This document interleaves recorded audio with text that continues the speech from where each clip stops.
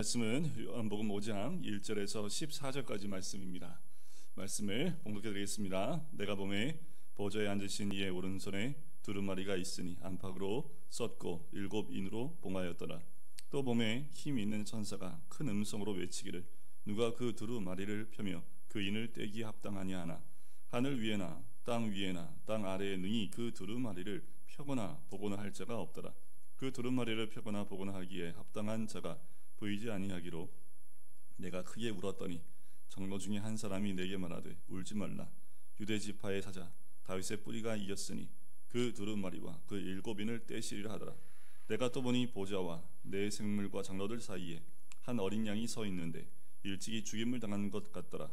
그에게 7뿔과 7눈이 있으니 이 눈들은 온 땅에 보내심을 받은 하나님의 7영이더라. 그 어린 양이 나와서 보좌에 앉으신 이의 오른손에서 두루마리를 취하시니라. 그 두루마리를 취하심에 내 생물과 24장로들이 그 어린 양 앞에 엎드려 각각 고문고와 향이 가득한 금 대접을 가졌으니 이 향은 성도의 기도들이라. 그들이 새 노래를 불러 이르되 두루마리를 가지시고 그 인봉을 떼기에 합당하시도다. 일찍이 죽임을 당하사 각 족속과 방언과 백성과 나라 가운데에서 사람들을 피로 사서 하나님께 드리시고 그들로 우리 하나님 앞에서 나라와 제사장들을 삼으셨으니 그들이 땅에서 왕 노릇 하리로다 하더라. 내가 또 보고 들으매 보좌와 생물들과 장로들을 둘러선 많은 천사의 음성이 있으니 그 수가 만만이요 천천이라. 큰 음성으로 이르되 죽임을 당하신 어린 양은 능력과 부와 지혜와 힘과 존귀와 영광과 찬송을 받으시기에 합당하도다 하더라. 내가 또 들으니 하늘 위에와 땅 위에와 땅 아래와 바다 위에와 또 그 가운데에 모든 피조물이 이르되 보좌에 앉으신 이와 어린 양에게 찬송과 존귀와 영광과 권능을 세세토록 돌릴지어다 하니 내 생물이 이르되 아멘하고 장로들은 엎드려 경배하더라. 아멘. 오늘 말씀은 사도 요한이 하늘문이 열리게 되고 그 가운데 앉아 계신 우리 주님을 보게 되지요. 그리고 이제 사도 요한이 눈을 들어 보매라는 것으로 5장이 시작을 합니다. 5장은 주로 사도 바울이 보고 들으매라고 나옵니다. 보는 것을 전하고 그리고 들은 것을 전하는 모습이 5장의 핵심이라고 보시면 됩니다. 사도 요한이 내가 보매, 자 1절에 보니까 보좌에 앉으신 이가 나옵니다. 근데 그분이 오른손에 두루마리가 있다고 하지요. 이 오른손은 오른손 위에서라는 그 의미이기도 합니다. 권능과 권세를 가지신 하나님의 열려진 손바닥을 의미하지요. 권세를 의미합니다. 하나님의 권세에 세상에 대한 모든 것이 하나님의 주권 아래에 있음을 이야기하면서 두루마리가 있다라고 얘기하지요. 거기에 안팎으로 썼고라고 나옵니다. 안팎으로 썼다는 건 무엇을 의미하냐면 내용의 완전성을 의미합니다. 안과 밖으로 꽉 차 있고 가득하다라는 것, 가감할 수 없도록 양면에 완전히 기록되어져 있는 것을 의미하지요. 7인으로 봉하였다고 합니다. 이 7인은 완전수를 의미하지요. 책의 내용이 완전함을 의미하고 하나님만이 밝히 보이실 수 있음을 상징하는 것이 7인이라는 내용 말씀입니다. 또 책의 내용은 그 안에 기록된 책의 내용은 재림, 바로 악인들의 심판, 성도들의 구원, 그리고 하나님의 구속 경륜에 관한 것들이 그 안에 가득 채워져 있는 거지요. 중요한 것은 또 보니까 천사가 큰 음성으로 외치기 시작을 합니다. 누가 두루마리를 펴서 그 인을 떼기에 합당하냐? 아무도 없다라는 거지요. 4절에 보니까 그 두루마리를 펴거나 보거나 하기에 합당한 자가 보이지 아니하기로 내가 크게 울었다라고 하지요.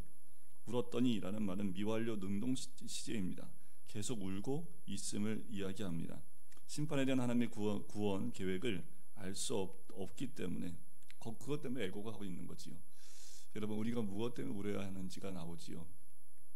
이 말씀, 두루마리 기록된 안팎으로 가득한 이제 완전히 완결되어진 그 말씀, 그 말씀이 인봉되어져 있는데 그것을 깨닫지 못하는, 보지 못하는 것에 대해서 이 사도 요한이 한없이 울고 있는 모습이 나와요. 왜요? 그 안에 뭐가 있기 때문에 그렇습니까? 하나님의 구원 계획이 가득 채워져 있다는 거지요. 이렇게 울 수밖에 없는 것은 지금 사도 요한이 처한 환경은, 이 시대 환경은 끝없는 고난과 핍박과 박해와 죽음밖에 없었던 시대입니다. 구원 계획을 알지 못하면 어떻게 이 시대를 살아낼 수 있습니까? 사도 요한은 그 괴로움 가운데 그 말씀을 보고 구원의 계획을 깨닫지 못하는 것에 대한 안타까움과 괴로움에 눈물 흘리고 있는 거지요. 우리가 이 시대에 무엇으로 괴로워하고 울어야 합니까? 우리가 말씀 안에 하나님의 뜻이 어디 있는지 분별치 못하는 것, 우리를 향한 구원 계획이 무엇인지 알지 못하는 것 때문에 울어야지요. 우리 환경과 우리에게 주어진 것들은 시시각각 바뀝니다. 아침부터 저녁까지 해가 떠서 지는 시간 보면 모든 것이 다르지요. 빛에 의해서 보이는 것도 달라지는데 우리 환경은 얼마나 빠르게 바뀌고 변하겠습니까? 그 변하고 바뀌는 것에 우리가 일희일비하면 정말 살 수 없는 때가 이때이지요. 들린 소식에 의하면 하루에도 수천 명씩 확진자가 나온다고 얘기가 나오고, 정치권은 정말 들어도 정말 머리가 아플 정도로 여러 가지 소식들만 쏟아져 나오고, 어느 것 하나 안정권에 있는 이야기들은 하나도 나오지 않을 만큼 굉장히 들어도 어지러울 만한 이야기들만 계속 나오고 있습니다. 또 우리 개인적인 삶을 돌아보면 또 어떻습니까? 원치 않은 일들이 시시각각 우리에게 발생이 되는 경우가 너무도 많지요.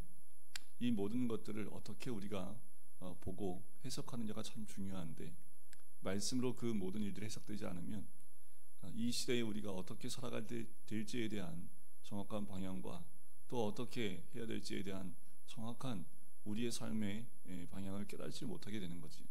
사도 요한은 울 수밖에 없습니다.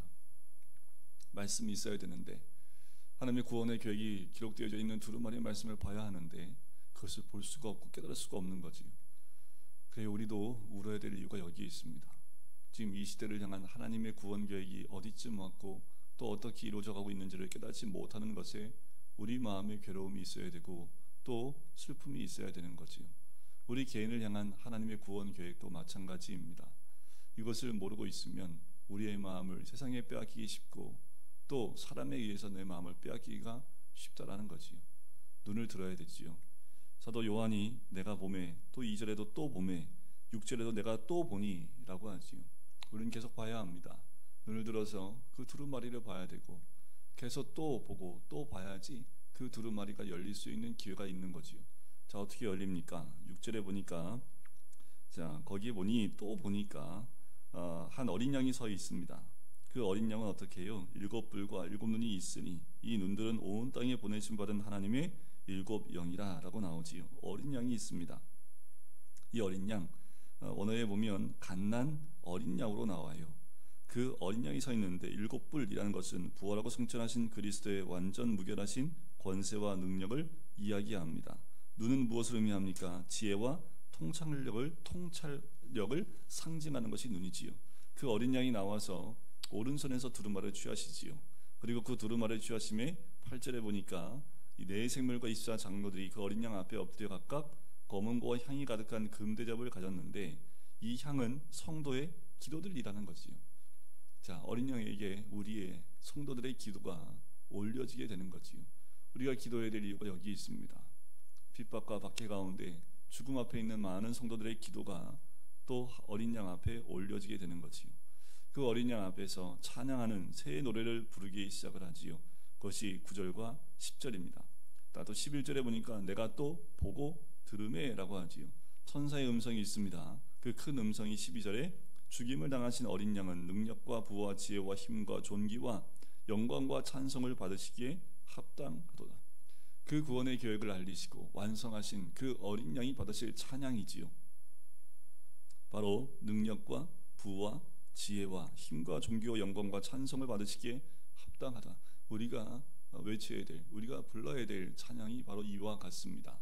왜냐하면 그 구원 계획을 완성하시고 지금도 온전케 하시는 어린 양의 역사가 있기 때문에 우리가 해야 될 것은 이 만만이요 천천인 그 찬양 소리와 같이 그 찬양을 올려드리는 것이 마땅하지요.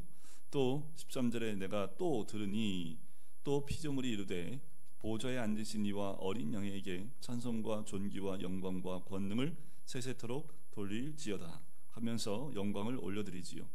그래요, 우리가 해야 될 찬양은 보좌에 앉으신 이와 어린 양에게 모든 찬양과 존귀와 영광과 권능을 돌리는 것, 그것이 우리가 올려드려야 될 부분입니다. 사도 요한이 울고 있으니 그 두루마리를 임봉을 뗄 어린 양이 나와 그 어린 양은 바로 우리의 구원을 위해서 피를 흘리신, 구원을 완성하신 어린 양이지요. 그 어린 양이 받으실 것은 온전한 찬양 외에는 없다라는 겁니다. 여러분, 우리는 오늘도 울어야 됩니다. 왜요? 우리의 삶 가운데 역사하시는 말씀의 뜻을 깨닫지 못하는 것 때문에, 또 구원 계획을 깨닫지 못하는 것 때문에 울어야 되지만, 더 나아가서 그 구원의 계획을 완성하신 그 어린 양 앞에 감사의 찬양을 올리는 것이 우리의 본분인 줄 믿습니다. 오늘 하루도 우리를 구원의 길로 인도하시고 구원 계획을 완성하시는 그 주님께 모든 영광과 존귀와 찬양을 올리는 오늘 하루가 되시기를 주님의 이름으로 간절히 축원드립니다. 기도하겠습니다. 사랑의 주님, 우리에게도 인본된 책이 있는 줄 압니다.